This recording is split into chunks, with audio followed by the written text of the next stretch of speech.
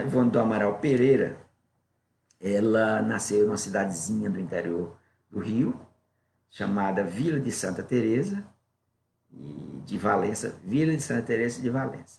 E mais tarde ela se tornou Rio das Flores, né? Rio das Flores, uma cidadezinha pequena que realmente eu pouco ouvi falar sobre ela. Fica no sul do estado do Rio. Ela nasceu no dia 24 de dezembro, véspera de Natal, uma data lindíssima, né? 24 de dezembro de 1900. Portanto, ela me parece que o Chico é de 1910 ou 1912, eu não guardo muito essas datas. Ela é uns 10 anos mais velha do que o Chico Xavier, né? Que o Chico. Já o Divaldo é bem mais novo que os dois. O Divaldo me parece que é de 26 ou é 27, 27, ele completou 93 anos recentemente, né? Então, ela, inclusive, é pioneira. Ela psicografou, começou na psicografia antes do que o Chico. O Chico, a primeira obra do Chico foi de 1931 ou 1932, Parnaso Leitum, me parece que foi em 1932, e a Ivone, bem antes, já psicografava. Só que publicar mesmo foi bem depois, já depois dos anos 40, por alguns motivos alheios à sua vontade, que a gente vai ver daqui a pouco. Então, aconteceu, ela era filha do senhor Manuel José Pereira, filho, e sua mãe se chamava Elizabeth do Amaral Pereira. Ela teve 5 irmãos, mais novos do que ela, e um mais velho, que era filho do primeiro casamento de sua mãe. Portanto, eram 7, uma família de 7, né? 7 com a Ivone. Então, aos 29 dias de nascida, não tinha nem completado um mês ainda de nascida, aconteceu um fato insólito com a Ivone. Ela teve um ataque de catalepsia, né? Só que para a época, hoje é muito relatado nas obras básicas, aqueles chamados milagres de Jesus, das ressurreições, nada mais nada menos do que ataques catalépticos, de catalepsia. Então a Ivone teve um ataque de catalepsia. Então ela ficou como morta, foi dada como morta. Inclusive o único médico da cidade atestou que ela tinha morrido por sufocação. O farmacêutico da cidade também, os farmacêuticos antigamente eram verdadeiros médicos também muito competentes. O farmacêutico da cidade também atestou a sua morte, porque na catalepsia, no ataque de catalepsia, a pessoa fica praticamente com todas as funções orgânicas paradas, é como se fosse uma morte mesmo, uma morte aparente. Inclusive, partes do corpo começam a putrefar, ficam roxas, o corpo todo fica assim amarelecido, com aquele aspecto meio de cadáver, né? E, inclusive, dizem que o cadáver passa a ficar mal cheiroso, devido a essas partes que começam a putrefar. Então, a Ivone ficou, com 29 dias de nascida, ela ficou 6 horas nesse estado. Então, tanto que os tios, a sua avó paterna, foram logo providenciar o caixãozinho de anjo, como falavam, né? Com aquela cor característica, me parece que era branquinho, tudo, e compraram mortalha, e aprontaram ela toda. Só que a mãe se recusou que colocasse ela no caixãozinho. Mandou deixar ela no berçozinho mesmo dela, berço lá no seu quartinho, e não deixou de jeito nenhum que algo dentro dela dizia que a sua filhinha não tinha desencarnado. Não tinha. Ela não aceitava isso, então as pessoas os parentes acabaram deixando, né? Na hora do enterro, combinaram com eles, a gente coloca tudo, ela vai se conformar. Tal. Então, a Ivone relata, né, num livro autobiográfico dela, que é muito interessante, que eu recomendo para que todos leiam, que é Recordações da Mediunidade. Ele foi publicado em 1966, Recordações da Mediunidade. E nesse livro, Recordações da Mediunidade, a Ivone do Amaral Pereira relata o seguinte: algumas faculdades se apresentaram ainda em minha primeira infância, a vidência, a audição e o próprio desdobramento do corpo astral, com o curioso fenômeno da morte aparente. Creio mesmo, e o leitor ajuizará, que o primeiro grande fenômeno mediúnico ocorrido comigo se verificou quando eu estava apenas com 29 dias de existência. Continua seu relato no livro Recordações da Mediunidade. Tudo indica que em existência pretérita, eu morrera afogada por suicídio. E aquela sufocação, no primeiro mês do meu nascimento, nada mais seria que um dos muitos complexos que acompanham o espírito do suicida. Mesmo quando reencarnado, reminiscências mentais e vibratórias que o traumatizam por períodos longos comumente. Então, a Ivone era suicida na existência anterior, vivida em meados do século XIX, na Europa, né? Nessa reencarnação dela, tinha nascido na Espanha, filha de um nobre, tudo, muito rica. Filha de um nobre, o pai dela literato, frequentador das rodas literárias, tudo, um intelectual. E, além disso, muito rico, né? Então, eles tinham castelos na Espanha, na França e em Portugal. Então, ela nasceu na Espanha, nessa existência anterior, mas foi educada na França, em Paris. E ficava nesse circuito, Espanha, França, Portugal, né? Então, a mãe da Ivone, ela relata que não chorava. Ela não chorava tanto. Para aquela situação, era para entrar em desespero, tudo. A filha com 29 dias de nascida, já morta, né? Mas ela não chorava. Ela não chorava porque ela tinha convicção, como eu falei há pouco, que a Ivone não tinha morrido. Então, católica, ainda era católica, depois eles se tornaram, o casal se tornou espírita, mas ela era católica. Então, ela, muito devota de Nossa Senhora, ela vai para o seu quarto, se tranca e faz uma prece a Maria Santíssima, a Nossa Senhora, Mãe de Jesus. Se ajoelha, como é o costume dos católicos, e começa a prece, mais ou menos desses termos. Maria Santíssima, Mãe de Jesus e Nossa Mãe, vós que também fostes mãe e passastes pelas aflições de ver padecer e morrer o vosso filho, sobre os pecados dos homens, ouvi o apelo da minha angústia e atendei, Senhora, pelo amor do vosso filho. Se minha filha estiver realmente morta, podereis levá-la de retorno a Deus, porque eu me resignarei à inevitável lei da morte. Mas, se como creio, ela estiver viva, apenas sofrendo um distúrbio cuja causa ignoramos, rogo a vossa intervenção junto a Deus Pai, para que ela torne a si, de que não seja sepultada viva. E como prova do meu reconhecimento, por essa caridade que me fareis, eu vou-la entregarei para sempre. Renunciarei aos meus direitos sobre ela a partir deste momento. Ela é vossa. Eu vou-la entrego. Seja qual for o destino que a esperar. Uma vez retorne à vida, estarei serena e confiante, porque será previsto pela vossa proteção. Então, após essa prece tão sentida, prece que veio lá de dentro do coração, externando o amor de uma mãe sofrida, prestes a perder a sua filhinha,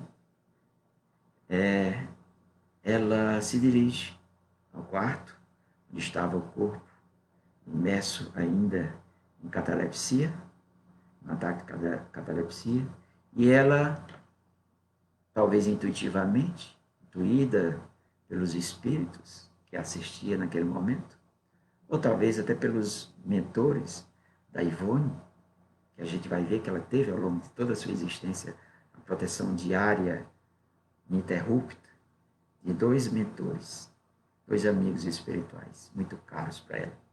Então ela passa, a mãe da Ivone, passa a acariciar o corpinho desfalecido ao longo, como se fosse um passe magnético, como se estivesse introduzindo energias naquele corpo.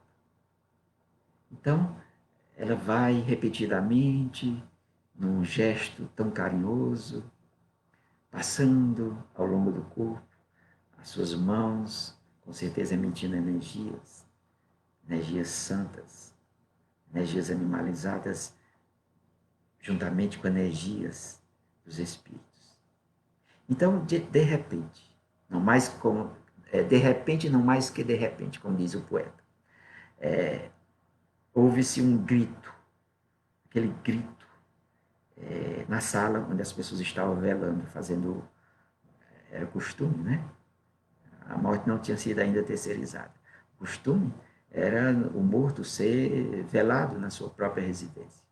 E as pessoas que estavam na sala se assustaram com aquele grito estridente de susto, de angústia de uma criança. Todos acorrem para o quarto e se surpreende com Ivone chorando muito. E foi assim que ela escapou de ser enterrada viva, né? Então foi, a Ivone relata que ao longo de sua vida, a mãe, enquanto encarnada, sempre relembrava esse episódio e dizia brincando, eu nada mais tenho com você, você pertence a Maria, mãe de Jesus. Quem sabe? Eu acredito que realmente a mãe entregou ela a Maria por esse belo trabalho que ela fez, inclusive junto aos suicidas, como nós vamos ver com mais detalhes mais na frente.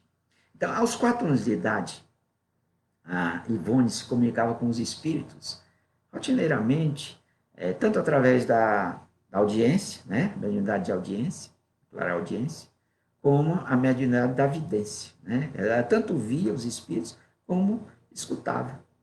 E assim de forma tão nítida, principalmente a vidência, que ela chegava a confundir os espíritos desencarnados com os encarnados.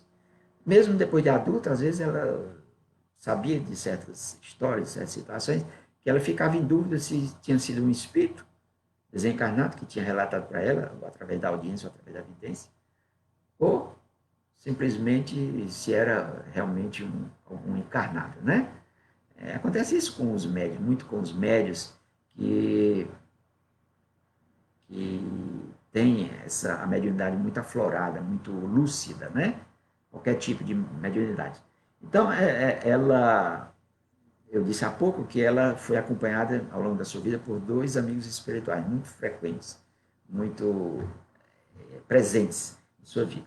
Um deles era o Charles, que tinha sido pai dela na existência anterior, que ela fora suicida, e o outro era o Roberto, um médico espanhol, chamado Roberto de Canalejas.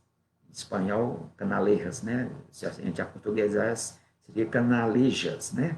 Roberto de Canalejas. Então, o Roberto Canalejas, pelo que a gente sabe, fora seu marido em uma existência, e parece que ela provocou o suicídio dele, uma coisa assim meio trágica, né? Houve problema de traição, houve alguma coisa trágica envolvendo o casal, que ela tinha uma dívida muito grande para com ele, uma dívida muito grande, uma dívida de consciência. Ele mesmo relatava isso, o Roberto, né? Então, eles tinham ligações muito profundas. Então, ela considera ela tão profunda essa ligação dos dois, principalmente com o Charles, que ela passou muito tempo, praticamente a sua primeira infância, ela considerava o Charles como seu verdadeiro pai. Só um momentinho aqui para eu beber uma aguinha. Então, Charles, ela considerava o Charles como seu verdadeiro pai. Aí criou um problema sério com o pai terreno, né? O pai atual desta existência.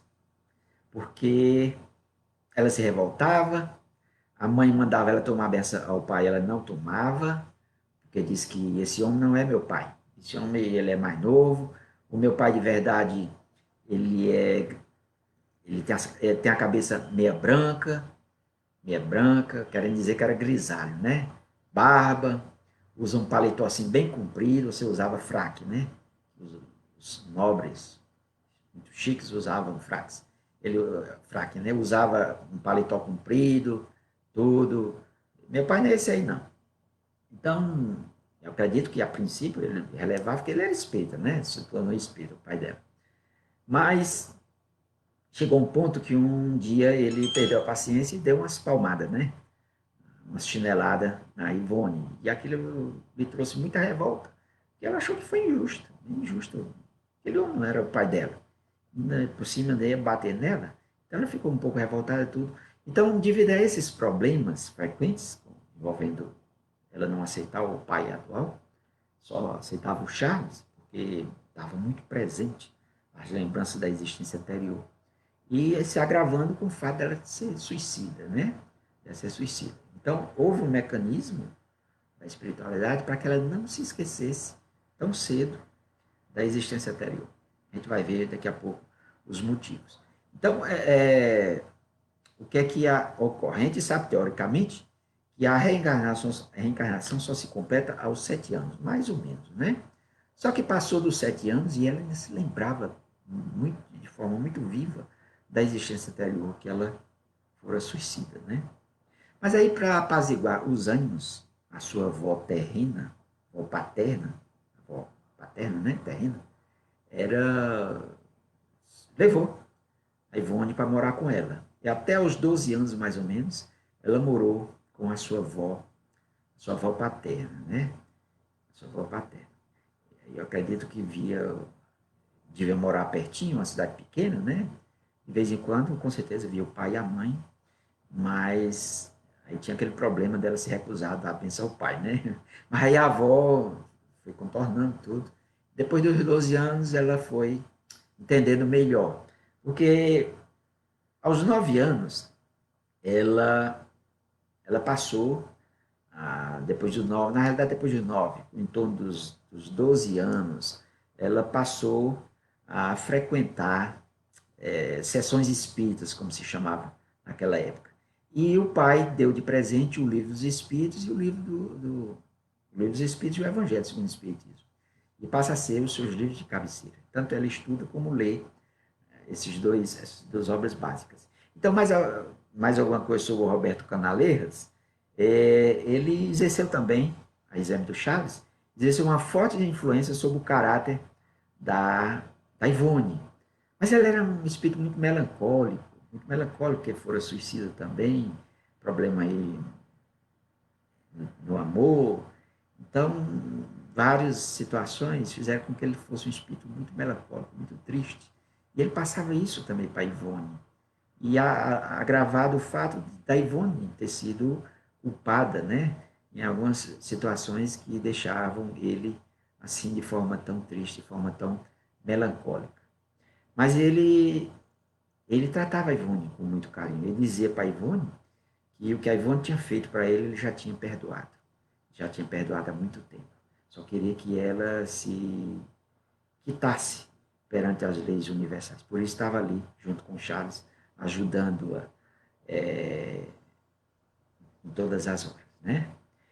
Então, ela realmente não se esquecia de detalhes dessa vida anterior. E ela dizia, chegou a confessar, que o Charles, me parece que mesmo nessa obra Recordações da Mediunidade, que o Charles, principalmente o Charles, fazia questão de fazer com que ela não se esquecesse dessa existência anterior. Ela contou uma situação que ele, certa vez, foi muito veemente com ela, assim, aquele pai bem autoritário do século XIX mesmo, meados do século XIX.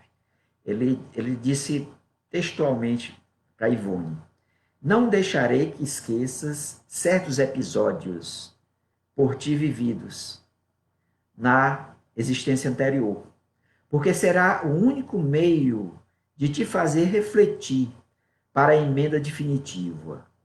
Não te pouparei os sofrimentos daí advindos. O que poderei fazer é ajudar-te, como um pai, a suportá-los com firmeza e ânimo, e isso eu o farei. Então, mais tarde, já na vida adulta, além dessas duas entidades espirituais, a Ivone passa a ter muitos contatos regulares com outras entidades igualmente evoluídas, como o Charles, principalmente o Charles, né, e o Roberto Canaleiras, né? Dessas entidades são o Dr. Bezerra de Menezes, Camilo Castelo Branco, que é o autor espiritual de Memória do Suicida, né? E tem outro livro da Ivone, que o Camilo Castelo Branco é também um autor espiritual. O Frédéric Chopin, tão conhecido de todos nós, músico, compositor, Frédéric Chopin. Me parece que o Frédéric Chopin tinha sido amigo do pai dela, do Charles, na existência anterior, né? Charles intelectual, era poeta, tudo, e com certeza recebia o Frédéric Chopin em sua residência, ou frequentava as reuniões sociais que o Frédéric Chopin também frequentava. O Vitor Hugo era outra entidade que a Ivone da Amaral Pereira mantinha contatos, e Leon Tolstói, o grande escritor russo, um dos maiores escritores de todos os tempos. A literatura russa, aliás, é formidável. Dostoiévski, Tolstói, os dois maiores escritores russos de todos os tempos, né? E o Tolstói, vou só abrir aqui um parênteses para contar uma particularidade sobre o Tolstói. O Tolstói, ele tem inúmeras obras-primas, como Guerra e Paz, Ana Karenina, e o Tolstói, numa determinada fase da sua vida, já da meia-idade para a velhice, ele rompe com a igreja ortodoxa russa. Ele é tido como herege, ele é excomungado pela igreja ortodoxa. E ele passa a pregar uma política de paz, política de não violência. Então, muitos acham que essa questão de não violência nasceu com Gandhi, mas não foi com Gandhi. O verdadeiro criador da política da não violência é o Tolstói, Leon Tolstói. Inclusive, o Tolstói, ele publicou um livro com a teoria da não violência, tudo, baseada no Evangelho de Jesus. Essa filosofia da não violência, que ele passa a pregar, né? Escrever nas suas obras, tudo. E tinha um advogado nascido na Índia, que decide, bem jovem ainda, começo do século. O Tolstói desencarna aí por volta de 1911, 1912, mas no começo do século XX, 1900 e pouco, esse advogado, bem jovem, decide ir com a esposa para trabalhar na África do Sul, junto aos negros, do apartheid, perseguidos pelo apartheid. Então, ele se estabelece na África do Sul, passa a trabalhar como advogado, defendendo os negros perseguidos pelo apartheid. Esse jovem advogado era Mahatma Gandhi. E ele tem conhecimento dessas obras, dessa mensagem de não violência do Tolstói, e passa a se corresponder com o Leon Tolstói. E o Tolstói passa para o Mahatma Gandhi, algumas obras dele, e o que ele pensa sobre a não violência. E desencarna o Tolstói, mas o Mahatma Gandhi prossegue com a política, com a filosofia da não violência. Parênteses, né? Sobre o Tolstói. E o Tolstói acaba escrevendo algumas obras através da Ivone do Amaral Pereira. E o Chopin, Frédéric Chopin, ela passa a ter contatos frequentes, ela se desdobra durante o sono físico, e aquela catalepsia, ela passa, cada vez que ela se desdobra, é como se tem um ataque de catalepsia, o corpo fica ali praticamente morto. Só que não foi tão forte como aquele dos 29 dias de nascido. Então, é uma qualidade, talvez seja um problema de ser suicida, mas acaba, Deus faz o bem através do mal, não é isso? Então, a espiritualidade acabou tirando partido desse problema dela, do suicídio, né, que adveio do suicídio, esse problema da catalepsia, e isso é um tipo de mediunidade, o desdobramento com catalepsia. Então, nesse caso, a qualidade do desdobramento, das comunicações mediúnicas que advém desse desdobramento é bem mais eficientes, porque não tem praticamente não tem nenhuma interferência do médium, do animismo, vamos dizer assim. Porque a gente sabe que toda comunicação mediúnica, por mais aquinhoado de qualidades mediúnicas que o médium seja, não deixa de deixar a sua marca. Só que quando é exagero, a gente chama de animismo, né? Animismo vem da palavra ânima, vem de alma, né? Ânima. Ou seja, o animismo é quando o médium exterioriza a comunicação da sua própria alma, né? Da sua própria alma. Ou, muitas vezes, mesmo não sendo a comunicação dele próprio, externar o pensamento seu, da sua própria alma, mas muitas vezes ele sai com chiado, vamos dizer assim, né? É como se fosse uma comunicação que tem chiado. Tem algo do médium, a gente chama uma comunicação anímica, que tem animismo. E nesse caso da Ivone do Amaral Pereira, ela, devido a essa catalepsia, que ela se desligava enquanto se desdobrava, tinha uma maior qualidade.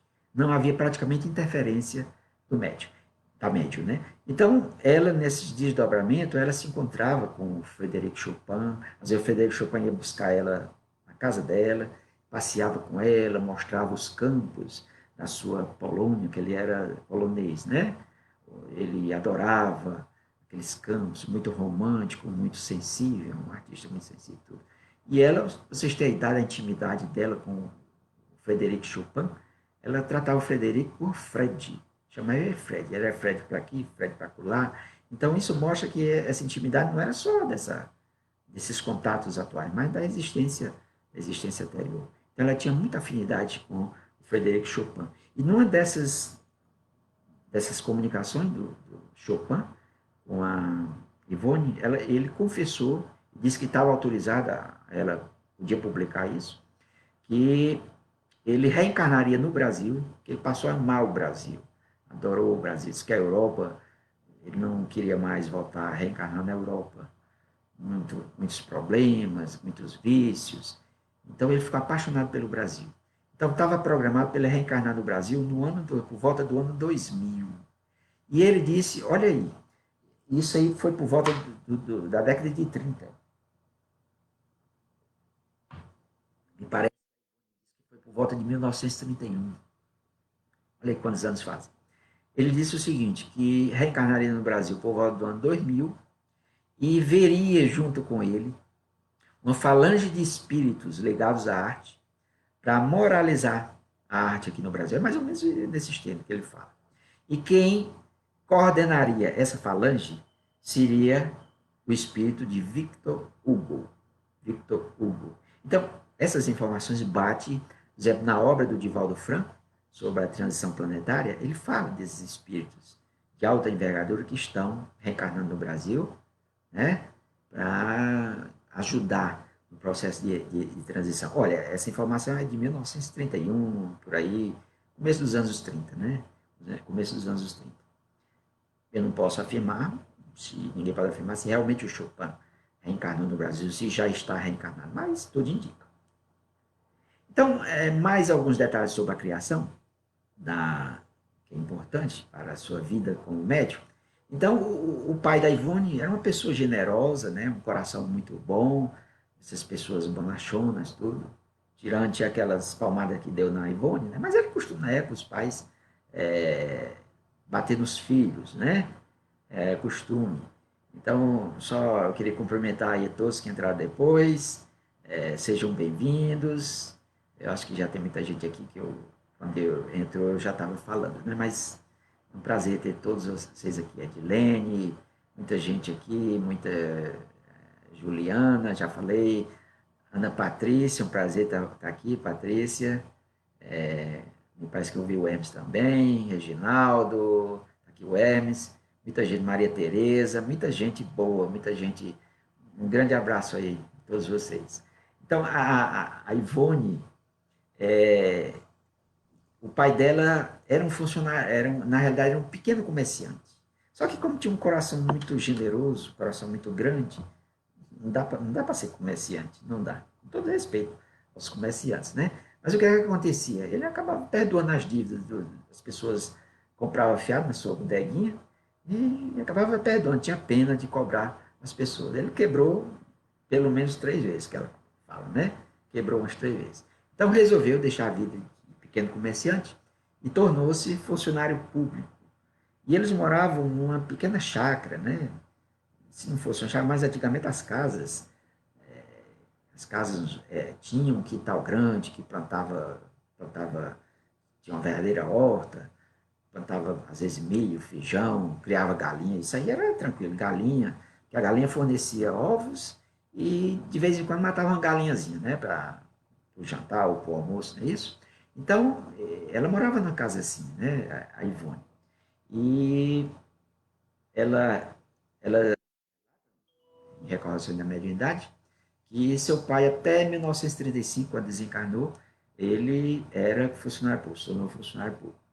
Então, ela foi criada com muita modéstia, muita pobreza mesmo, conheceu dificuldades de toda a ordem, mas ela disse que acabou se beneficiando, apesar de ter sido uma prova, uma expiação muito grande para ela.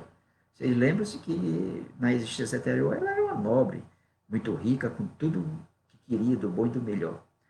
E ela renasce no Brasil numa situação bem humilde mesmo. Então ela, com essa nova vida, ela aprendeu a conformidade com essa humilde condição social, né? Compreendendo também as necessidades do próximo. Porque a gente só vai compreender a pobreza, a necessidade, quem vive, quem passa por aquilo. A gente pode até fazer um esforço para compreender o que a pessoa está de mais necessidade está passando, mas nada como você vivenciar aquilo também que os outros estão passando, né? Então ela aprendeu, foi uma grande lição para ela. Fazia parte, talvez, da sua programação reencarnatória essa condição dela nascer numa família humilde, né? Fazia parte, senão não daria certo. Ela, com certeza, iria falir mais uma vez. Se nascesse numa família nobre, numa família de muita riqueza, não daria certo. Deus sabe o que faz, né? Então, ela aprendeu a ver com seus próprios olhos as necessidades do próximo, as pessoas com quem ela convivia. E aí o pai, olha o pai dela como era uma pessoa boníssima. O pai dela às vezes passava pela rua e se deparava com um pedinte, com um mendigo, e simplesmente levava para a casa deles, né? Casa da família. Levava, chegava lá, a tiracolo com, às vezes até com uma família. E ela relata, a Ivone relata que a casa que eles moravam era uma casa grande, tudo, que as casas naquela época, casa do interior, eram casas grandes. Então a casa dela, apesar da família grande, tinha tinha um ou dois cômodos que viviam ociosos, vazios. E esses cômodos eram ocupados de vez em quando por esses hóspedes temporários, né? Mas a Ivone relata uma hóspede dessas que não foi tão temporária assim, não. Ela diz que essa hóspede se chamava, era mendiga, né? E o pai levou, ficou com muita pena dela, porque pedindo esmola, tudo. E ela tinha um filho pequeno. E o pai não hesitou, levou os dois para casa e ela se chamava Sinhá Ritinha. Sinhá Ritinha. A Sinhá Ritinha era cega de um olho e tinha esse filho pequeno. Aí a curiosidade, que eu acho que nunca saiu da memória da Ivone, é que a Sinhá Ritinha era muito orgulhosa, e diz que mandava e desmandava na casa, pelo menos queria, né? Mas acabava conseguindo, porque a mãe dela disse que relevava tudo, não queria confusão com a Sinhá Ritinha, e a Sinhá Ritinha, vejam só, dava pitaco, como se diz aqui no nosso Ceará, né? No menu do almoço ou do jantar, mandava desfazer o que estavam aprontando para o almoço, exigia que colocasse o almoço dela antes de todo mundo. Era assim, era uma figura, né? Era uma figura realmente que tinha vindo para exercitar mesmo a paciência de toda a família. E a mãe se queixava do autor da proeza, que era o pai dela, que tinha levado essa hóspede, mas o pai dela, simplesmente sorria muito, ria muito, e dizia assim, olha, tenha paciência com a Ritinha. Ela provavelmente, numa reencarnação anterior, foi senhora de engenho. Por isso que ela é tão assim orgulhosa, é tão mandona. Com certeza deve ter sido. Vocês vejam aí como são as coisas, né?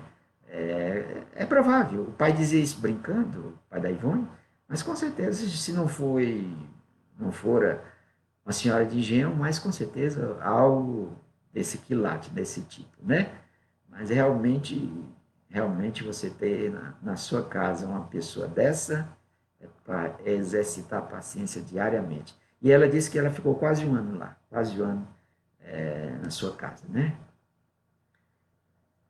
E, então, outra coisa que a Ivone se queixa da sua vida, sua nova vida, é que ela amava estudar, amava os livros, né? Ela teve formação em Paris, né? Ela nasceu, como eu disse, na existência anterior, né? Ela nasceu na Espanha, mas estudou a vida inteira em Paris, nas grandes universidades da França, tudo. Devia falar, além do espanhol e o francês, outros idiomas, tudo. E nessa existência, ela simplesmente conseguiu terminar o primário. O antigo primário corresponde hoje até a quarta série, né? Ensino fundamental, acho que é. Até a quarta série, ela conseguiu terminar o primário. E não conseguiu ir em frente com os estudos, porque o pai simplesmente não tinha condições financeiras. 7 filhos com ela, não tinha condições financeiras de arcar. Então ela foi preparada, como a maioria das mulheres, infelizmente, para prendas domésticas. E fez um curso de corte, costura, bordado, essas coisas. E mais tarde ela teve que trabalhar, mocinha nova, teve que trabalhar para garantir o seu sustento, como costureira, como bordadeira. E ela disse que chegou a trabalhar numa dessas empresas, numa loja, uma empresa, não sei, que vendia confecções ou recebia encomendas, essas coisas, mas viu que não dava certo e passou a trabalhar em casa mesmo. Casa, pegando encomendas, tudo. Você vê que ela levava realmente uma vida bem humilde, né? Então,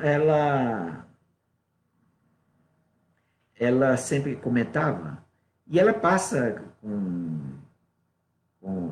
a fazer amizade quando ela estava já adulta, tudo, já trabalhando nos grupos espíritas, tudo que o Chico começa a despontar com a sua mediunidade, ela se corresponde com o Chico e se torna muito amiga do Chico Xavier, né? Muito amiga do Chico. E ela comentava a respeito da sua mediunidade, que existe a mediunidade missionária, né? E uma mediunidade de expiação. Ela dizia, com todas as letras, a minha mediunidade é de expiação. Já a mediunidade do Chico é uma mediunidade missionária. E ela tinha toda a razão. A mediunidade do Chico realmente era missionária, né? Eu vou aqui fazer um parênteses. Quem quiser fazer alguma pergunta, nós vamos, no final, destinar alguns minutinhos para responder algumas perguntas, tá certo? Eu pedi a um querido irmão para passar para mim essas perguntas e eu vou tentar respondê-las, né, no final, se tiver, né? Se tiver. Então, a mediunidade da Ivone era uma mediunidade diversificada. Então, a mediunidade, tem alguns livros atuais, né? Me parece que o Dr. Inácio, e outros livros mesmo, que relatam que a mediunidade, existe escolas no plano espiritual para formar médios. Tem muitos candidatos à reencarnação que pedem para vir como médios, né? Então, eu acho que os médios de hoje vão dizer assim, Maria, esse povo não sabe o que estava pedindo, né? Porque é o seguinte, a mediunidade é uma ótima oportunidade para você fazer caridade. Você já pensou, você semanalmente, tem médios que têm 2 reuniões por semana, outros uma reunião por semana, mas mesmo os médios que têm uma reunião por semana, uma reunião médica por semana, você emprestar o seu aparelho psíquico, o seu aparelho físico, para que uma outra entidade se comunique, para que façam tratamentos desobsessivos e outros tipos de tratamentos. É ou não é uma grande caridade? Então, a mediunidade é uma ótima oportunidade para você se quitar perante as leis universais. Daí o motivo da Ivone dizer que a mediunidade dela era uma mediunidade de expiação. Então, a mediunidade de expiação, a gente pode dizer que esse tipo de mediunidade, quando um médium vem para melhorar, tanto melhorar a sua evolução, o seu aprendizado, como você também se quitar perante alguns débitos que você tem perante as leis universais, como o suicídio, por exemplo, é um grande débito que você tem, né? Quem tem a infelicidade de cometer um suicídio realmente está contraindo um grande débito, um grande débito. Então a Ivone se classificava nesse tipo de espíritos. Então, muitos pedem para vir com algum tipo de mediunidade. E muitas vezes se recusam, esquece o véu do esquecimento, né? O véu do esquecimento faz com que eles se esqueçam do compromisso que teve na espiritualidade de exercer a mediunidade na sua nova experiência física. Mas a mediunidade é sim. Então, a mensagem que a gente leva para todos é que se você, de repente, despontar algum sinal da mediunidade, aí se alguém me perguntar quais são os sinais. Bem, no livro dos médios fala vários desses sinais. Mas na realidade não existe assim uma coisa taxativa, um sinal. Ah, fulano tem um determinado atitude, isso é médio, vai ser mediunidade, tudo. Eu me lembro que antes de eu entrar no movimento espírita, um determinado médio olhou para mim, esses médios assim, não sei nem se esse médio era um médio assim, educado, tinha sua mediunidade, ou é daqueles médios contrários. Ele olhou para mim e disse para você, você tem uma mediunidade muito ostensiva. Quando eu passei a trabalhar com mediúnica, eu imaginei que essa mediunidade ostensiva minha ia desabrochar. Mas na realidade eu não tenho assim, uma mediunidade ostensiva. A minha mediunidade é mais intuitiva, né? Mais intuitiva que todos nós temos, né? Todos nós, mais ou menos. Mas a minha mediunidade é mais ostensiva. Não tenho uma mediunidade intuitiva, né? Eu não tenho assim, a mediunidade de psicografia, psicofonia, esses tipos, modalidades de mediunidade mais comuns. Mas a Ivone reunia várias modalidades de mediunidade. Além da psicofonia e da psicografia, ela tinha essa de desdobramento que é muito rara. Principalmente essa mediunidade de desdobramento, que um médium fica totalmente consciente. Quando retorna ao corpo físico, se lembra de tudo que se passou. E a Ivone era assim. É muito rara. E essa desdobramento com catalepsia, mais rara ainda. Ela era médio de efeitos físicos, só que ela não gostava muito. Não gostava muito da mediunidade de efeitos físicos, da vidência. Então, ela era uma médio realmente com muitos atributos. Então, ela, sim, era médio receitista, que é outra modalidade também rara. Então, 54 anos, ela passou trabalhando como médio receitista, recebendo receitas através da homeopatia. E ela trabalhou 54 anos em algumas cidades que ela morou. Inclusive, tem uma cidade de Minas, Lavras, que ela morou vários anos, bem 20 anos lá em Lavras. E ela, nessas cidades que ela morava, ela diariamente tinha reuniões de receitas homeopáticas. Às vezes ela recebia algumas comunicações durante o receituário que ela estava fazendo, receituário, né, mediúnico, né? Então, nesse trabalho de receituário, ela tinha assistência de Bezerra de Menezes, que é médico, Charles, que é médico, aliás, Charles, eu não sei se foi médico não, mas o Roberto de Canaleiras ajudava ela nesse trabalho de receituário, e foi médico também, né? E o Bittencourt Sampaio, que foi um dirigente da FEB, eu não sei se o Bittencourt Sampaio também foi médico, mas ele dava assistência a ela nesse trabalho de receituário, né?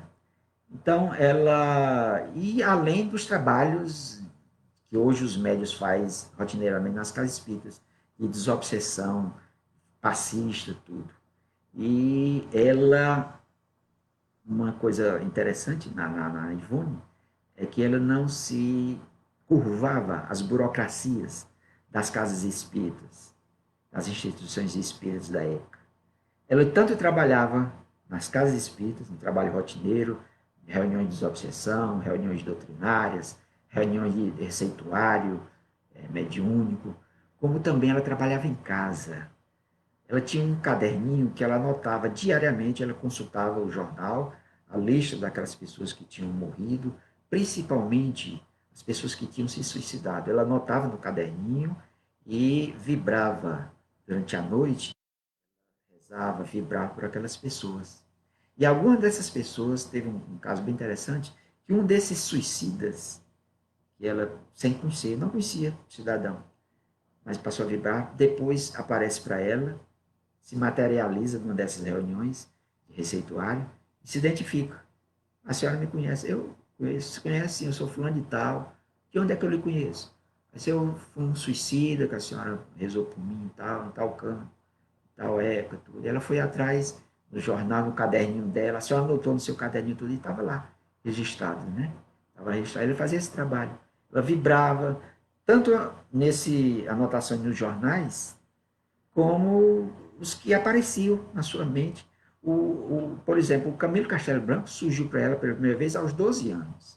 E daí para lá passa de vez em quando a aparecer para ela. E muitos outros suicidas. Ela passou a trabalhar muito junto aos suicidas, porque ela tinha débitos. Ela fora suicida.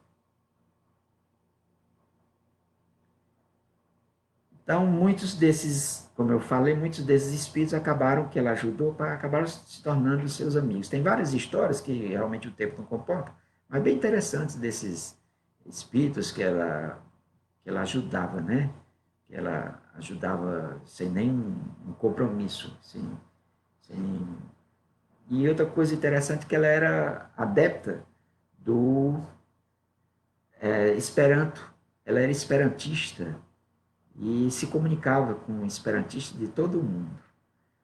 Então, a pessoa ela escreve muito bem, ela tem artigos. Até os 60 e perto dos 70 anos, ela trabalhava com a mediunidade ostensiva. Mas depois que ela escreveu esse livro, Recordações da Mediunidade, que é um livro autobiográfico, ela passa a escrever artigos, passa a escrever livros mesmo, artigos, escreve muito bem, muito bem. Para uma pessoa que fez apenas o primário, realmente é admirável, né?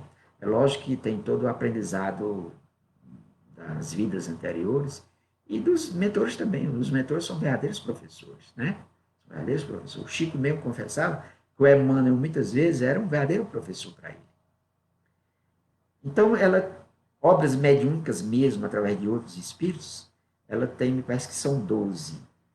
Então, escreveu através de Bezerra de Menezes, Leon Tolstói, Camilo Castelo Branco e Charles. Charles, o seu pai da existência anterior, escreveu algumas obras através dela, né? Então, tem uma trilogia, que é do Charles, Nas Voragens do Pecado. São 3 livros, né? A trilogia são 3, né?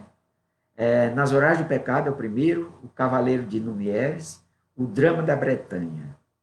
São relatados as lutas redentoras de diversos personagens. E esses personagens, um deles sempre é a Ivone, né? Sempre a Ivone está. E, logicamente, o Charles também é personagem desses livros, né? Tem o Charles, que é Amor e Ódio. É uma história bem interessante. Amor e Ódio é o seguinte: um determinado dia, ela começou a dormir e eis que aparece a ela o Charles, seu mentor. E chama ela se desdobra, fica naquele estado cataléptico, se desdobra junto com o Charles conduzindo ela. E ela, quando ela olha, está dentro do salão em Paris, salão muito, muito chique, e ela nota a presença de algumas pessoas. Uma dessas era um velho conhecido dela, que era o Frederic Chopin. Mas o Charles apresenta outro personagem, que ela não conhecia ainda, que era o grande romancista Victor Hugo. E junto de Victor Hugo estava um outro personagem que ela não conhecia, que era um nobre chamado Gaston de Saint-Pierre. Então, o Charles explicou que o Gaston de Saint-Pierre iria reencarnar, e aquele evento social que estava acontecendo era a despedida dos amigos a Gaston de Saint-Pierre, que iria reencarnar aqui no Brasil. Então, o que é que ocorre? Nesse evento, o Victor Hugo começa a relatar a história muito dramática que esse nobre, o Gaston, tinha passado, né? Uma história muito dramática e tudo. Aí ela notou, ela intuiu que o Charles tinha levado ela até aquele salão para apresentá-la a Victor Hugo, que o Victor Hugo iria escrever esse romance, tendo como personagem central o Gaston de Saint-Pierre, através a Ivone como médium. E ele relata aquela história, como é que ia se desenrolar tudo. Era assim, tipo um telão, e a história ia se desenrolando, como se fosse um filme, né? Um filme. E o primeiro capítulo vai ser assim, o segundo capítulo vai ser assim. Quando chega no quarto capítulo, olha, esse quarto capítulo vai ser vai ser sublinhado. Aí ela disse que sublinhado é um recurso gráfico, quando você quer sublinhar um tracinho embaixo, né? Hoje a gente pouco usa. Mas aí passou todas aquelas cenas muito vivas, muito coloridas. Ah, o sublinhado que ele diz é isso. Negrito, né? Sublinhado, que a gente usa hoje o negrito ou o sublinhado, né? O sublinhado que ele se refere é isso. Aí passa assim, cores muito vivas, toda aquela história, tudo. Aí ele disse que queria realmente uma médium, mas a exigência que essa médium é que tivesse vivido na França, em outras reencarnações, tivesse vivido também na Itália, que parte da história se passava na Itália, tudo. Mas a Ivone reunia, pelo menos nesse quesito ela reunia, que tinha vivido na Espanha, não viveu em Portugal, em Espanha, França, não tinha vivido na Itália, mas com certeza conhecia a Itália, né? Mas aí ela, de repente, o Victor Hugo, depois da exposição, chega para perto da Ivone, diz que olha nos olhos dela, assim como se ela estivesse olhando dentro da sua alma, né? Assim, perscrutando a sua alma. Aí se vira para o Charles e diz assim na lábia, como se diz, ela não serve para mim. Ela não serve para mim. Eu perderia muito tempo em deixá-la como eu quero. Faça o seguinte, Charles, escreva você mesmo essa obra. Você é um literato, você tem ascendência sobre ela, você conhece a história do Gaston. Faça o seguinte, escreva mesmo você. Então, a Ivone, ela não relata se ficou chateada, se ficou... Eu acho que ela estava assim, um pouco intimidada, né? Até com o Victor Hugo, que é muito conhecido, tudo. Ela deve ter ficado intimidada, nem se tocou do excesso de franqueza do Victor Hugo, né? Mas o fato é que o Charles escreveu essa obra, e essa obra se intitulou, a FEB publica depois, Amor e Ódio, que eu recomendo. Muito interessante a obra, apesar do título, né? Mas é um verdadeiro drama, verdadeiro drama. Outras obras, Ressurreição e Vida, é do Leão Tolstói, são contos que se passam na Rússia, no interior da Rússia, e a curiosidade é que, para escrever esse livro, o Tolstói pegou, do jeito que o Charles pegou ela e levou ela até Paris, naquele salão chique, o Tolstói pegou ela, ela em desdobramento, conduziu até o interior da Rússia. Ela sentia. Então, eles tinham essa técnica, né? Todos esses romances da Ivone faziam isso, o Charles também fazia isso. O Charles fazia, o Bezerra de Menezes fazia isso com ela, conduzia ela em desdobramento até o local onde se passava a história, para ela sentir inclusive, eles chegavam a simular a história, eles tinham recursos para simular a história, como a história se passava, e quando ela acordava, ela tinha tudo aquilo na cabeça, e quando ela ia psicografar, facilitava em muito o trabalho. Ela relata que quando ela se deslocou até o interior da Rússia, foi tão real que o corpo dela, o corpo físico, tiritava de frio, né? As religiões, aquelas regiões gélidas da Rússia, né? Do interior da Rússia, ela tiritava de frio, de frio. Vocês verem o realismo, né? O realismo. E interessante, ela relata, em Devassando o Invisível, outra obra autobiográfica dela, que o Tolstói surgiu pela primeira vez quando ela estava num receituário mediúnico. De repente o Tolstói aparece para ela e diz, olha, eu queria que você escrevesse uns contos. Eu queria escrever uns contos através de você. Mas são contos regionalistas da Rússia. Ela disse, Maria, eu não teria condições nem de escrever contos regionalistas do Brasil, imagina da Rússia. Você tem condições. Aí disse que de repente ela interrompeu o recitório mediúnico e ele passou rapidinho, psicografou um pequeno conto através dela. Você um conto que conta interessante. Disse, olha, isso é para mostrar que você tem condições. Aí foi que depois ela se desdobrou e deu origem a essa obra, Ressurreição e Vida.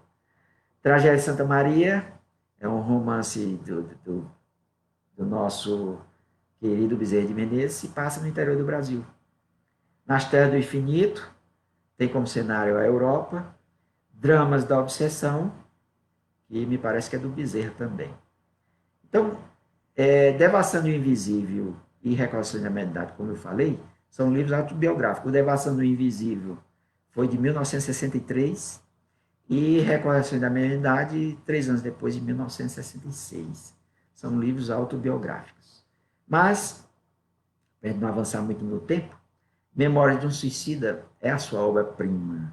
É a sua obra-prima. Então, nas 568 páginas de Memórias de Suicida, aliás, tem muita gente que não lê Memórias de Suicida, primeiro por causa do tema, né? Suicídio.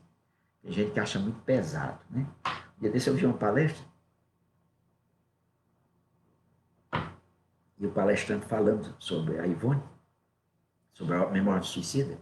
Só que tem muita gente que se queixa que não lê Memória do Suicida, que é um livro muito pesado. Pois faz o seguinte, lê em cima de uma mesa, você apoia o livro em cima da mesa, já que ele é tão pesado, né? Então, Memória do Suicida, ele realmente carrega na desenvoltura espiritual. Mas aí, da metade do livro para lá, ele fica mais ameno, dá para você encarar, entendeu? Mas é um livro que ninguém pode deixar de ler. Com certeza, uma das maiores obras-primas da literatura espírita. Alguns estudiosos consideram os 2 livros mais importantes da literatura espírita, Memória de um Suicida e Paulo Estevam. Aliás, primeiro Paulo Estevam, depois Memória do Suicida. Esses 2 livros são os livros mais... eu concordo. Memória do Suicida é realmente um livro fabuloso. Um livro fabuloso que merece que todos leiam. Então, ele é um libelo contra o translocado ato do suicídio, amparo maternal, e termina com o amparo maternal de Maria de Nazaré, um hospital criado por ela que leva o seu nome. Então, em Memória do Suicida, tem, na segunda parte, que eu disse que fica um pouco mais amena, ele relata o hospital mantido por Maria de Nazaré e a sua equipe de espíritos, né? Ela recebe espíritos de suicidas nesse hospital. Então, é realmente uma obra que merece uma maior atenção nossa e estudo, né? Em Devassando o Invisível, é interessante, porque ela é autobiográfica, foi ela que escreveu, mas ela tem assistência do Bezerra de Menezes, do próprio Leon Denis. Leon Denis ajudou muito a Ivone em algumas obras, como nós vamos ver já já. Então, ela é um livro que merece estudo, inclusive tem muitos grupos espíritas, aqueles grupos que querem se capacitar em ter mediunidade, que estudam o livro Devassando o Invisível. É bem interessante, né? Ela relata fatos mediúnicos da sua vida como médium, e ela aproveita e busca amparo nas obras básicas e outras obras, como obras mesmo do próprio Chico, e outras obras da literatura espírita, né? E Recordações da Mediunidade, que é também autobiográfico, ela recebe a seguinte indicação de Bezerra de Menezes. Bezerra de Menezes diz o seguinte: narrarás o que a ti mesmo sucedeu como médium desde o teu nascimento, nada mais será necessário. Serás assistido pelos superiores do além durante o decorrer das exposições que por eles serão relacionadas das tuas recordações pessoais e escreverás sob o influxo da inspiração. apesar de ter sido ela que escreveu, mas ela tinha a assistência dos bons espíritos que assistiu ela em toda a sua vida, né? E sobre os bastidores de Memória Suicida, antes de eu concluir a minha fala, eu não posso deixar de falar, já que é uma obra tão importante para todos nós. Ela diz o seguinte, que a primeira vez que ela compareceu à Federação Espírita Brasileira, ela tinha se mudado do interior para o Rio de Janeiro, estava morando no Rio, e ela se dirige à sede da FEB, porque a FEB, a sede da Federação Espírita Brasileira, é no Rio, desde sua fundação. No comecinho dos anos 60, depois da fundação do Brasil, é que ele se transfere para Brasília. E hoje em dia, a sede da Federação Espírita Brasileira é em Brasília. Aliás, muito bonita, por sinal. Então, é uma beleza arquitetônica, admirável, com certeza. Então, ela disse que foi por volta de 1944 que ela foi a primeira vez à FEB. Então, ela levava 2 obras para levar para a FEB publicar.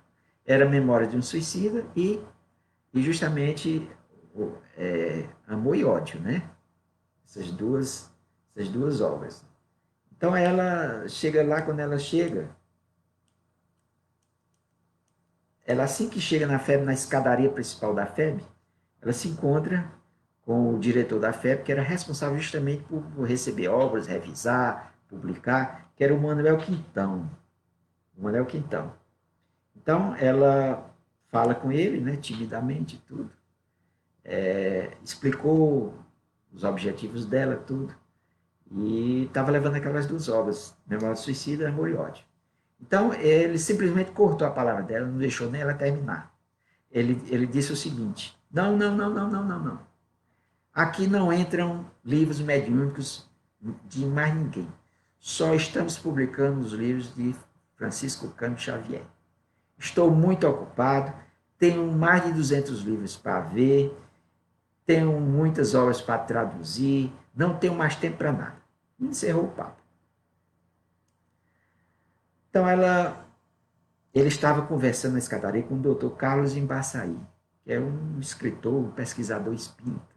Tem muitas obras publicadas, né? O Carlos Embaçaí. Me parece que ele é físico, se eu não me engano. Tem umas obras bem interessantes do Carlos Embaçaí. Então, ela ficou muito triste, mas recém-chegada do interior, ela ficou assim um pouco atemorizada com a reação do diretor da FEB, né? É lógico que a pessoa faz outra ideia de um espírita, né? Principalmente o diretor da FEB. Pode até ser que ele tenha sido duro, sem ter sido ignorante. Eu não sei, pelas palavras, eu não sei se ele conseguiu ser enérgico, sem ser assim, beirando a ignorância, né? Pelo que ela falou com ele. Mas o caso Embaçaí deve ter ficado penalizado com ela e socorreu. Disse assim para ele, olha, ela disse que já conhecia ele, né? O doutor Carlos Embaçaí, a Ivone. Ela disse assim, olha, eu conheço a moça. Eu já li, inclusive, já li uma obra dela. Esse Amor e Ódio eu li, é uma obra muito boa. É uma obra muito boa comparada às obras da Zilda Gama, que é outra médium, que, por sinal, publicou vários livros do Victor Hugo, né? A Zilda Gama. É obra comparável à da Zilda Gama. Por que vocês não publicam? Aí ele fez de conta que nem tinha ouvido, né? Aí ela voltou para casa com os livros, os originais. Eu imagino que ela deve ter levado uma bolsa, né? Aquelas bolsas grandes, porque só Memória do Suicida, o impresso tem 568 páginas, né? Então, os originais, devia ser em folha de papel massa ou cadernos, davam um volume considerável, né? Então, ela chegou em casa, ela simplesmente pegou uma caixa de fósforo e foi lá para o quintal, porque ela, inclusive, não tinha nem lugar para guardar esses volumes. Ela foi lá para o quintal e estava decidida a queimar os 2 volumes. E ela acendeu o fósforo, quando foi aproximando o fósforo para queimar, ela sentiu aquele braço segurando no braço dela, que tinha um fósforo. Aquele braço translúcido. E uma voz que dizia assim, Não faça isso, não faça isso. Guarde os originais, espere mais um pouco. Aí ela disse que o coração dela, ela não chegou a ver o espírito, mas o coração dela, pela voz e pelas vibrações, ela reconheceu como sendo Bezerra de Menezes. Bezerra de Menezes. Então ele passou-se o tempo, aí disse que certo dia estava no receituário mediúnico e Leon Denis se apresenta a ela e disse o seguinte: aquele livro sobre suicídio, ele não estava bom mesmo não, mas nós vamos revisá-lo e vamos publicá-lo. Aí ela disse assim: está bem, está bem. Começá-lo-ei na próxima semana. Vou me preparar.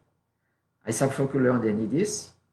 Não, vamos começar agora, neste momento. Então, aí ela compreendeu que o senhor Quintão, o diretor da FEB, ele foi inspirado pelos amigos espirituais quando ela procurou na federação e ele recusou, de forma até rude, a publicação. Porque ela tinha certeza que se fosse publicado, aquele livro, se fosse publicado não, se fosse submetido à análise, o livro jamais teria sido publicado. Ela mesma confessou que achava que aquilo ali era um grande embuste de algum espírito se passando por Camilo Castelo Branco, que ela mesma não entendera muito do conteúdo do livro. Então, o Camilo Castelo Branco, como um espírito católico, porque nem todo espírito se torna espírita, não, era um espírito católico, ele não deu afeição doutrinária à obra. Ele simplesmente relatou os fatos que aconteceram, carregando a tinta, como eu falei no começo, né, tornando a coisa mais trágica, mais até para servir de exemplo, para ninguém tentar armar o suicídio, como ele também suicida, né, foi. E o Leon Denis poderia ser considerado como coautor da obra. Ele refez a obra todinha, dando cunho doutrinário, colocando notas de rodapé, ou seja, refez simplesmente a obra. Então, quando a obra estava toda revisada, ela voltou à FEB e ela frequentava as reuniões na FEB, doutrinárias, né?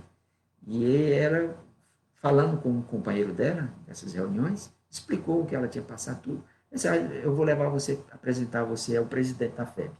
Aí apresentou ao presidente da FEB, que é o Dr. Vantuil de Freitas. E o Dr. Vantuil foi muito carinhoso com ela, tudo, disse assim, olha, parabéns por tudo que você passou, e nós vamos publicar o seu livro.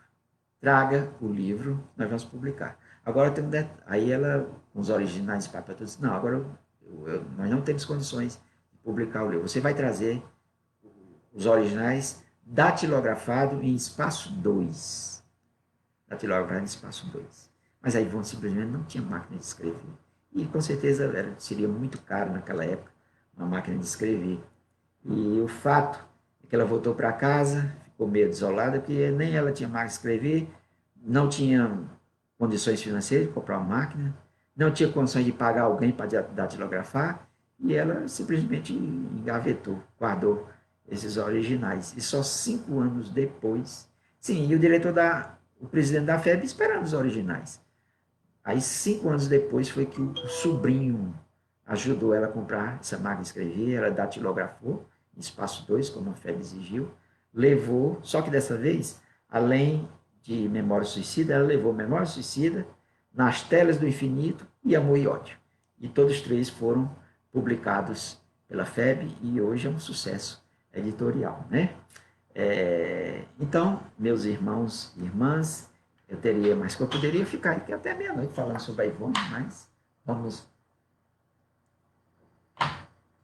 como eu disse, o tempo está aí voando e o Reginaldo me passou aqui algumas perguntas que eu pedi para ele para passar, que é mais fácil de visualizar, né? A Francis pergunta, porque alguns espíritos reencarnam e quando adolescentes, adultos, às vezes até casados, se descobrem gostando de pessoas do mesmo sexo. Bem,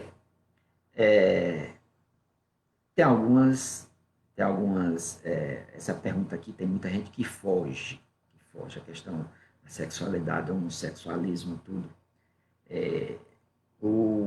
É bem complexo isso aqui, bem complexo, mas eu vou dar algumas luzes. Tem uma explicação que muita gente diz. Agora é o seguinte, nada é uma coisa rígida. É bom que a gente compreenda isso, né? Às vezes não existe uma receita de bolo.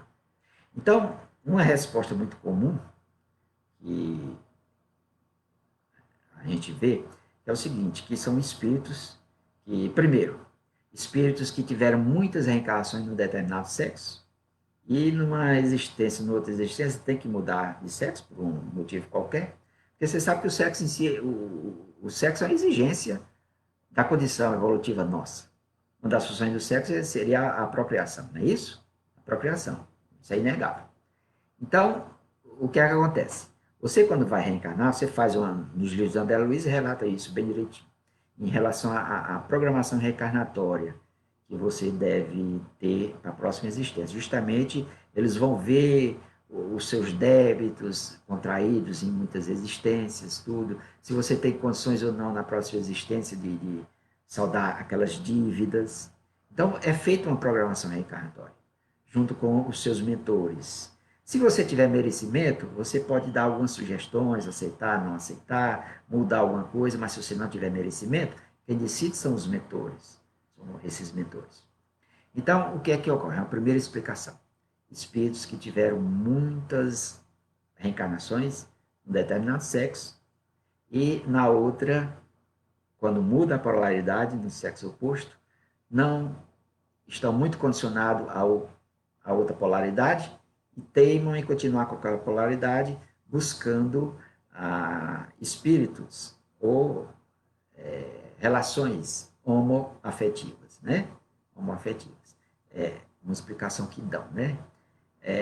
Outra explicação que dão são espíritos que abusaram da sexualidade e, numa outra existência, se vier na mesma polaridade, vão continuar abusando da sexualidade, daquela polaridade. E eles têm que mudar a polaridade. Se era homem, tem que vir como mulher. Se era mulher, tem que vir como homem. Só uma questão de polaridade.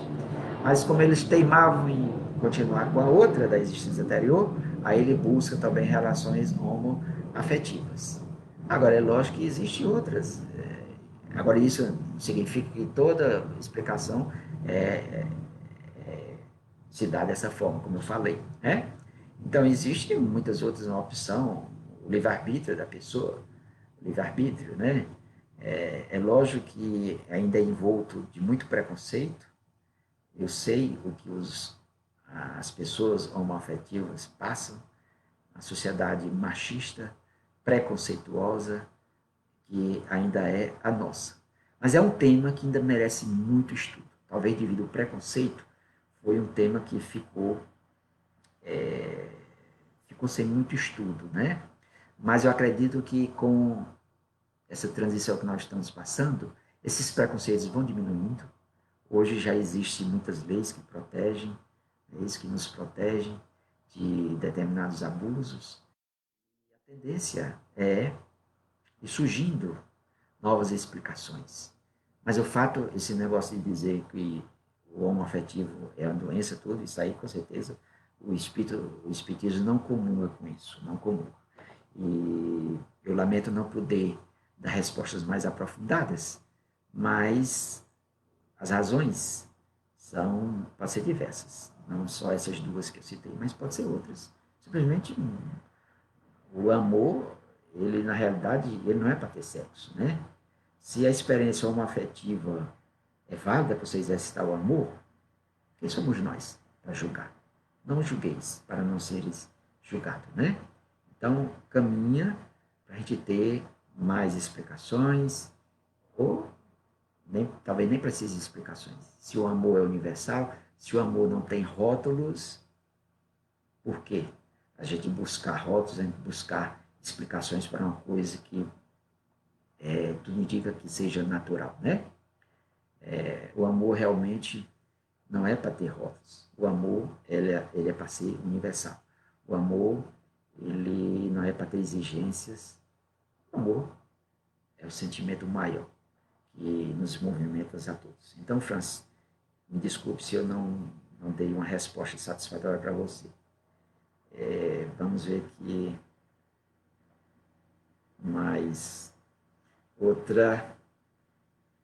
Marcos faz duas perguntas logo.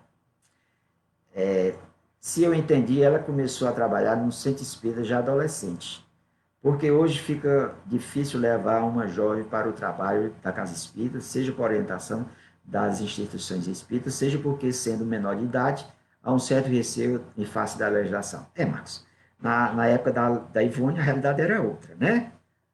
Você sabe que a mulher, por exemplo, a mulher com 11, 12 anos, muitas vezes os pais já botavam para casar, né? A mulher menstruou, já estava preparada para casar. É um absurdo, né? Hoje a gente acha um absurdo. Mas na época era assim. Então a Ivone realmente começou a trabalhar adolescente na casa espírita. Mas hoje o que acontece? Hoje existe o Estatuto do Menor e do Adolescente, outras leis que criminalizam determinadas coisas. Então hoje as casas espíritas têm temor. Eu já fui dirigente de casa espírita, do MEI já fui tudo, já fui presidente da Federação Espírita, tudo. Então realmente é um temor que a gente tem.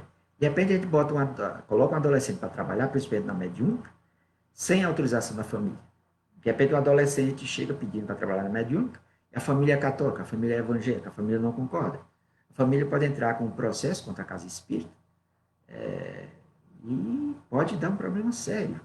Você poderia... É lógico que muita gente reclama que a gente não deixa os adolescentes trabalhar na casa espírita. Como é que vão desenvolver a mediunidade, por exemplo? Então, isso aí é uma coisa que a gente tem que resolver. A família tem que, legalmente, como é que faz? Pega uma autorização dos pais, para se resguardar. Porque, como é criminalizado hoje determinadas tarefas que você faz com adolescentes, então a casa espírita, a instituição, tem que se preservar, né? Tem que ter cuidado. Então, isso aí é uma falha dos dias de hoje que a gente tem que resolver. O movimento espírita tem que resolver, a Federação Espírita Brasileira tinha que ver como é que se resolve isso. A gente colocar o adolescente para trabalhar, se correr esse risco. Bem, às vezes, quando o adolescente, os pais são espíritas, aí facilita mais, né?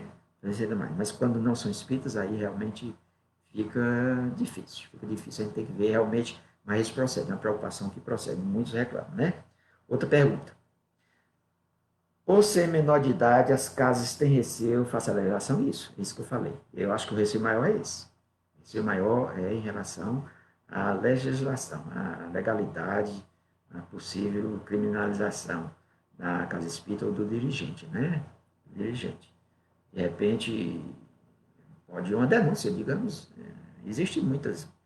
Por exemplo, a questão dos padres. Muitos padres vítimas de denúncia, de pedofilia, essas coisas. Então, não vamos culpar a igreja, porque um determinado padre fraquejou. Nós somos humanos, somos sujeitos a fraquezas, né? Inclusive, alguns espíritos também já foram denunciados nesse sentido, né? Médios, tudo, né? Médios não espíritas e médios espíritas também, já teve denúncias. Mas o que é que eu aconselharia para evitar esse tipo de coisa? Então, você tem que fazer uma coisa mais aberta possível para evitar esse tipo de denúncia, né? Você tem que, de repente, os advogados espíritas poderiam estudar uma forma das casas espíritas trabalhar isso aí, você trabalhar com adolescente, inclusive na mediúnica, sem correr esse risco de ser criminalizados. Mas eu acho, Marcos, que o problema maior é esse. Reginaldo, ela só sentia as vibrações do local ou havia uma viagem no tempo para ela visualizar o romance que ela estava psicografando desdobrada? Bem, a viagem no tempo e no espaço, Reginaldo, no tempo e no espaço. Ela, apesar de estar no século, por exemplo, na década de 30, mas ela se desdobrava, até, por exemplo, esse desdobramento que ela fez até o Salão Nobre em Paris, era do século XIX, meados do século XIX, na época que viveu o Kardec. Kardec, aliás, foi contemporâneo de Charles, contemporâneo do próprio Victor Hugo, né? Victor Hugo. Aliás, o Gaston, esse personagem de Ambuiódio, ele teria sido aluno do professor Rivaio. E é o professor, em toda drama que ele passou, pessoal, o professor Rivaio socorre ele, ajuda ele, doa um livro dos Espíritos para ele, ajuda. O Victor Hugo ajuda também, que era amigo dele. Inclusive, o Victor Hugo disse que livra ele da guilhotina. Né? Então, eles mantinham uma certa amizade. Mas respondendo diretamente a tua pergunta, realmente ela se deslocava no tempo e no espaço. Se deslocava até o local e visualizava com os recursos tecnológicos que a espiritualidade tem. Naquele telão, ela via aquelas cenas como se fossem reais da época mesmo. Então se deslocava no tempo e no espaço. Então você vê a mediunidade dela como era complexa, a Ivone. Essa mediunidade de desdobramento, como o corpo ficava praticamente morto, em estado letárgico, a influência era praticamente zero, que ela como médium tinha naquelas, naqueles desdobramentos. Aí quando ela voltava para o corpo físico, ela se lembrava de tudo. Aí quando ia psicografar, ela sabia detalhes mesmo, que ela tinha visualizado bem real mesmo. Vamos aqui para outra pergunta. A Natiela. Quero ler Nas Terras do Infinito. Alan, parabéns, você é um poço de conhecimento. Oh, muito obrigado. Nem tanto. Nem tanto, Natiela. Eu gosto de ler. Aí a gente acaba aprendendo umas coisinhas, né? Mas aí eu não sei muita coisa, não. Não sei muita coisa, não. Eu assisti recentemente uma palestra do Reginaldo, do nosso Newton de Souza, e o Newton alertava para os intelectuais espíritas, que é um perigo. Diz que está cheio de intelectuais espíritas. Então, rezar para que eu não me torne um intelectual espírita. A gente tem que praticar a caridade, né? Porque você só estudar é perigoso, né? Você pode acabar se tornando um acadêmico. Então, a caridade está acima de tudo. Mas obrigado aí pelo seu referência elogiosa. Vamos fazer os podcasts com todo esse conhecimento para ficar à disposição de todos. Esse conhecimento todo. Bem, a Natiele já me sugeriu fazer uns podcasts, ela me ajuda, tudo, coisa e tal. Sabe, né? Quem sabe a gente não vai aí amadurecer a ideia. Mas muito obrigado aí pelas suas referências.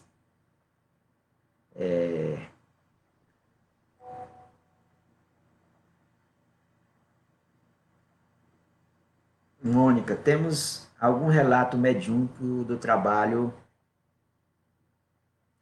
Temos a Mônica Rabelo. Temos algum relato mediúnico do trabalho atual de Ivone do Amaral Pereira no plano espiritual? Não, Mônica, que eu saiba, não tenho conhecimento. Não tenho conhecimento de trabalhos da Ivone. Com certeza ela continua trabalhando, né? Continua trabalhando, só que a gente não tem conhecimento. Eu tive conhecimento recentemente de um romance, aliás, esse romance é de 2016. Esse romance é de 2016, mas não é propriamente relatando trabalhos da Ivone Amaral Pereira no plano espiritual. Relata, esse romance se intitula Leila, a filha de Charles. Porque não foi autorizado, segundo essa médium, uma médium desconhecida, eu não conheço a médium. Mas aí na internet vocês veem, né? Inclusive tem na Amazon todo esse livro. Não foi autorizado a dizer o nome da Ivone na reencarnação anterior. O Charles, uma vez, disse só L, conversando com ela, minha L, que L pontinhos, mas não diz o nome dela, né? Diz que não foi autorizado dizer o nome dela. E nos romances, como ela aparece com personagem, o nome deve ser trocado, né? O nome deve ser trocado. Mas esse romance saiu em 2016, está tendo uma publicidade maior agora, Leila, a filha de Charles, né? Mas eu não tenho conhecimento de trabalhos que a Ivone está exercendo na dimensão espiritual. Com certeza, o Charles continua, se não tiver reencarnado, né? Tem a notícia que o Roberto de Canaleiras reencarnou, né? Reencarnou. Mas ela não tem conhecimento se tem algum trabalho. Tem algum trabalho. Então, pessoal, eu acho que respondi aí algumas perguntas, mas já está bastante avançado aí. Eu acho que a gente podia fazer isso, né? Acho que a gente podia. Eu respondi aqui a da Francis. Da Francis eu tentei responder, né? Não sei se eu consegui. Natiele. Certo, respondi. Do Max, eu não sei se vocês estão satisfeitos.